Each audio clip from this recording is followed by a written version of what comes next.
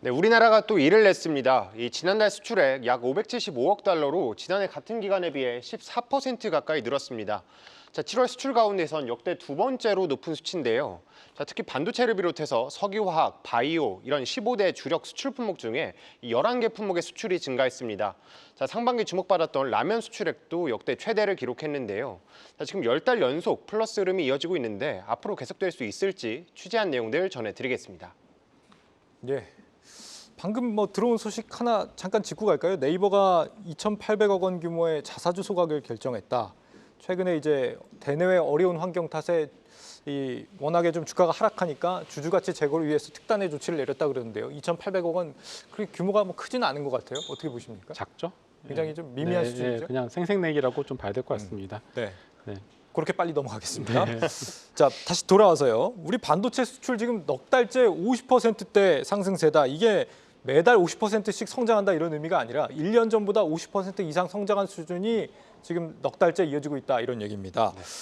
그런데 이게 엄청난 호재가 맞는지 잘 모르겠습니다. 작년에 워낙에 좀 수출이 안 좋았잖아요. 어떻습니까? 맞습니다. 사실 이게 반도체 산업 자체가 워낙 호황이랑 불황을 반복하는 좀 순환 사이클을 가진 산업이기 때문에 네. 작년에 불황이랑 비교하기보다는 제가 좀 시계를 넓혀서 한번 분석을 해봤습니다. 자, 그래서 과거 호황기 때랑 비교를 한번 해보니까요. 지금 보시면 가장 오른쪽이 최근인데 예전에 호황일 때랑 거의 비슷한 수준까지 올라왔고요. 특히 지난달 수출 같은 경우에는 이제 134억 2천만 달러, 그러니까 역대 최대를 기록했거든요. 그러니까 상당히 높은 지점까지 올라와 있다라고 볼 수 있겠습니다. 아무래도 업계에서는 뭐 AI에 대한 투자가 계속 유지가 되고 있고 또 우리나라에서 잘하는 거 있잖아요. 메모리 반도체 잘 팔리면서 수요 회복되고 있다. 그런 영향으로 보고 있는데요. 사실 여기서 몇 가지 좀 중요한 포인트가 있긴 합니다. 네. 아무래도 대만이랑 좀 미국으로 향한 물량들이 있는데요. 대만용 MCP라고 해서 저게 다중칩 패키지를 뜻합니다. 저게 HBM도 포함이 되어 있는데 보시면 작년보다 932%가 늘었습니다. 이게 다른 과거의 뭐 데이터들을 보더라도 이런 건 없었거든요. 그래서 아무래도 좀 TSMC로 향하는 뭐 하이닉스의 물량이 아니겠느냐 이런 목소리들도 나오고 있고요. 저 SSD도 올해 지금 연중 최고치를 기록을 하고 있는데 지난해 2021년, 2022년 이 성장기 최고치에 거의 근접하는 숫자다 정도 볼 수 있겠습니다.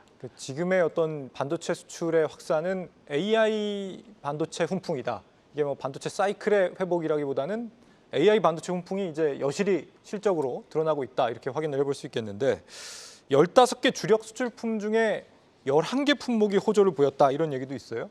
수출 우등생이 누굽니까? 네, 일단 뭐 피복제, 뭐 스판덱스, 핫도그 되게 다양한 물품들이 지금 연중 최고치를 기록했는데요. 네. 저 아무래도 화장품이랑 라면 좀 짚어보려고 합니다. 화장품 같은 경우가 특히 지금 미국 향을 보시면 73%가 늘었거든요. 상반기에 워낙 눈높이가 많이 높아져 있었는데 이걸 또 상회하는 수치입니다. 그러니까 화장품에 대해서 조금 피크아웃 아닌가 하는 우려가 좀 있었음에도 불구하고 그걸 조금 어느 정도 잠재울 수 있는 데이터가 아닌가 싶고요.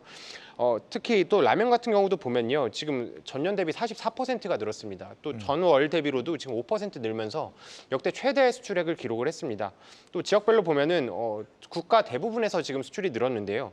특히 미국 수출이 역시 라면도 167%가 늘었습니다. 그리고 뭐 네덜란드, 영국 이런 국가들에서도 꾸준히 많이 늘고 있으니까요. 라면 역대 최대 수출 기록할 만했다라고 볼 수 있겠고요. 네. 끝으로 마지막으로 하나 아쉬운 성적을 낸 곳이 있습니다. 바로 2차 전지 양극재 부문인데 2차 전지 양극재 같은 경우에는 이 수출 금액, 중량, 단가 모두 전년 대비 좀 부진했습니다. 자, 특히 이 중량 같은 경우에는요. 지난해 12월이 저점이었는데 그것보다도 더 낮았거든요. 그렇다 보니까 업계에서는 좀 셀 업계에서 좀 재고 조정을 강하게 하는 것이 아니냐 이렇게 좀 분석하고 있습니다. 예.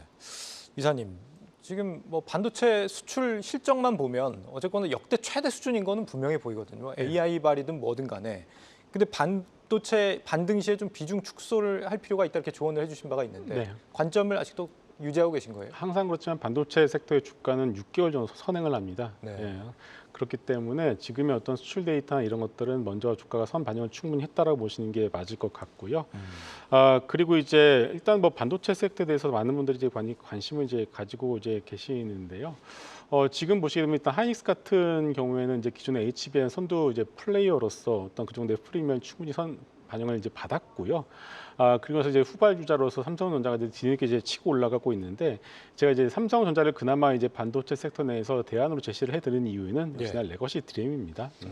이번에 실적 발표를 통해서 레거시 드램의 수익성에 대해서 어느 정도 좀 자신 있어 하는 모습이 나오고 있기 때문에 마이크론과 SK 하이닉스 같은 경우는 기존에 라인을 갖다가 다 이제 HBM 라인으로 돌려놨기 때문에 향후 이제 온디바이스 AI라든가 아니면은 자동차 뭐 자율주행이라든가 여러 가지 것들을 봤을 때 DRAM 탑재량이 늘어나게 된다라면 역시나 레거시 드램에 대해서 늘어나는 레거시 드램 수요를 대응할 수 있는 곳은 전 세계에서 삼성전자밖에 없다라고 보고 있고요. 또 하나가 단순히 이제 삼성전자가 디램에 대해서 어떤 대안으로서 보는 것이 아니라 예. 지금 달러가 지금 피크아웃에 대한 느낌이 나고 있습니다.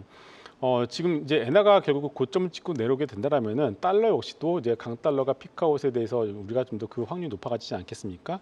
그러면은 자연스럽게 원화도 강세가 될 가능성이 높다라고 보고 있습니다. 오늘도 환율이 상당한 강세를 보고 있거든요. 그러면은 자연스럽게 이거 한국물을 이제 사야 되는 상황이 이게 이어지게 되거든요. 그러면 단순히 반도체를 사기 위해 삼성전자를 사는 것이 아니라 한국물을 사기 위한 어떤 대안으로서 삼성전자를 사기 위한 수요가 늘어날 수가 있기 때문에 이래저래 삼성전자는 뭐 나쁘지 않을 것 같습니다. 예, 기대를 좀 해보겠고요.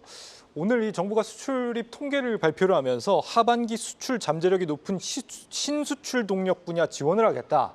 이 분야가 어디냐 봤더니 전력 기자재, AI 데이터 센터용 냉난방 공조기, K푸드, K패션, K굿즈 이렇게 밝히고 있습니다. 하반기에 이들 분야에 좀 투자를 해보는 판단도 좀 적절하다고 보시는지 어떻게 보세요? 네, 뭐 여러 가지가 있겠습니다만은 일단 뭐 K푸드면은 뭐 라면이겠죠. 네. 라면 그리고 뭐 빙과류가 있겠고 K패션이라고 한다면 역시나 화장품이라고 봐야 될 것 같아요. 근데 예. 일단 화장품 같은 경우에는 실적 발표가 아직 본격적으로 시작되지 않았습니다만은 상당한 실적을 보여줄 거라고 예상을 하고 있기 때문에 화장품 같은 경우에는 상당히 좀 여전히 여러분들이 관심이 가지실 필요가 있지 않나 이렇게 보고 있고요. 음식료 같은 경우에서는 일단 라면을 봐야 될 것 같은데 라면 같은 경우도 이제 일단은 이제 오늘 발표는 7월에 확정 수출 데이터를 보게 되니까 약간 예. 좀 7월 수출 데이터가 슬로우진 것은 맞습니다. 하지만 실적은 어느 정도 잘 나올 거로 보고 있기 때문에 약간의 기대감을 가져가 보셔도 좋을 것 같습니다. 다만 한 가지 우려되는 것은 있는데요. 뭐냐면은 맥도날드가 상반기 내내 주가가 흘러내렸습니다. 예. 그러다가 최근에 반등이 살짝 나왔는데 그 이유가 뭐냐면은 $5짜리 세트 메뉴를 출시를 했어요. 자, 이게 뭐냐면은 맥도날드를 이제 우리가 항상 상반기 얘기했던 게 맥도날드 사서 먹느니 그냥 그 돈 가지고서 라면을 먹거나 김밥을 먹자 이거 아니겠습니까? 근데 $5짜리 세트 메뉴를 출시하니까 이게 잘 팔렸다 이겁니다. 근데 이게 뭐냐면 그러면은 맥도날드가 그걸 출시했다는 얘기 뭐냐면은 그 외 다른 프랜차이즈들도 앞다투어서 저가형 메뉴를 출시할 가능성이 크다라는 것이고 이런 것들이 결국 우리나라 라면과 김밥에 대해서 어느 정도 심리적으로나마 좀 부정적인 영향을 미칠 가능성이 있기 때문에 약간 이런 부분들은 좀 체크를 해볼 필요가 있을 것 같습니다. 예. 오늘 보니까 대중국 수출도 21개월 만에 최대 이렇게 나왔는데 이거 중국 소비가 일부 좀 회복된 영향인 것 같기도 하고요. 중국향 수출 업종에 대한 관점의 변화가 좀 필요한 시점이라고 보세요? 일단 관심은 가질 필요가 있을 것 같습니다. 이게 뭐냐면은 중국이 잘 돼서 우리가 좀 보자는 것이 아니라 네. 중국의 어떤 스탠스 변화에 대해서 우리가 좀 관심을 가질 필요가 있지 않나라는 생각하고 있습니다. 지금 중국의 이런저런 어떤 지원 정책들 갖다가 내놓고 있음에도 불구하고 이렇게 중국 경기가 살아날 기미가 안 보이고 있거든요. 그렇다면은 결국 중국이 그동안 이제 어떤 우리나라를 대상으로 해서 좀 강경한 자세를 좀 펼치고 있는데 이런 것들이 시간이 지나면서 약간 유화 정책으로 바뀔 가능성이 높지 않나 이렇게 보고 있습니다. 얼마 전에 이제 중국을 경유해서 가는 어떤 우리나라 국민들에 대해서 144시간인가요? 비자를 무비자를 좀 풀어줬거든요. 예. 이것을 이제 완전 무비자로 이제 풀어줄 가능성도 있지 않을까 싶습니다. 그러면은 만약 이런 식으로 하나 단계적으로 우리나라를 대상으로 해서 유화 정책이 펼쳐진다라면은 그에 해당하는 어떤 여러 가지 어떤 수혜되는 어떤 섹터들이 있거든요. 그렇기 때문에 일단 지금 우리가 그것을 기대를 하고 해서 먼저 선제적으로 살 필요는 없겠습니다만은 생각은 하고 있다가 여러 가지 어떤 정책들이 나오게 된다라면은 바로바로 그때 대응해서 관련된 섹터들을 매수를 하는 그런 전략도 유효할 것 같습니다. 마음의 준비는 하고 있자라는 말씀이셨습니다. 오늘 주제 어떻게 좀 정리해 볼까요? 네, 사실 7월 수출 데이터도 굉장히 잘 나오고 있고 오늘 또 8월 첫 거래일 또 시장 반등하고 있지 않습니까? 그래서 보니까 이런 또 드라마 대사가 떠오르더라고요. 아주 굿이에요. 굿으로 마무리하겠습니다. 네. 우리 코스피는 뭐 수출 실적하고 아주 상관관계가 높지 않습니까? 최소한 뭐 버는 만큼이라도 우리가 증시가 좀 회복이 되면 좋겠다라는 생각해 봅니다.